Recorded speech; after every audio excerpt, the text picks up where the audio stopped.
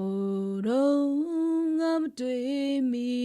ရင်ကိုယ်တို့ဇလန်းလေးဟာလေးတစ်မျိုးဖြစ်ခဲ့မယ်ဘယ်လောက်ပဲချစ်လဲကွယ်ဒီလိုအချိန်မှတွေ့မယ်ဆိုရင်မပြတ်သားနိုင်နဲ့ပြန်စင်စားတိုင်းကံကိုသာလေးကြည်နူးခြင်းတဝက်နဲ့တူအံ့ဩမိတယ်ငယ်ရွယ်သူမုတ်အချစ်ဖက်ကိုအလေးသာပေးလိမ့်မယ်သူသိသလိုပဲလူတူတိုင်းတယောက်တိုင်းမှာတစ်ချိန်ချိန်တော့အချစ်ဆိုတာရှိခဲ့ကြတယ်လူသားတို့ပေါင်းမိရင်ဘာရဲ့ကြောင့်အားနဲ့သူကို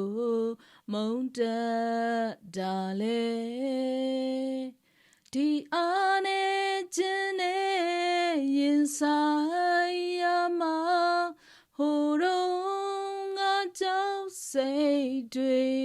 မရှိခဲ့ဘူးကွယ်ငယ်ရွယ်သူအတွက်အချစ်တစ်ခုသာကို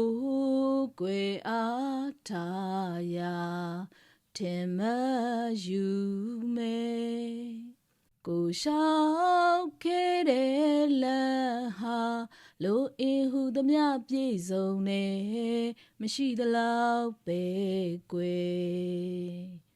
မျော်လင့်ချက်နဲ့နိုင်ရင်ကြုံဆုံးနေသမျှအဖြစ်တွေဟာကောင်းလွန်ပြန်နေရီမန်းချက်အတွက်ကျင်နာသူကို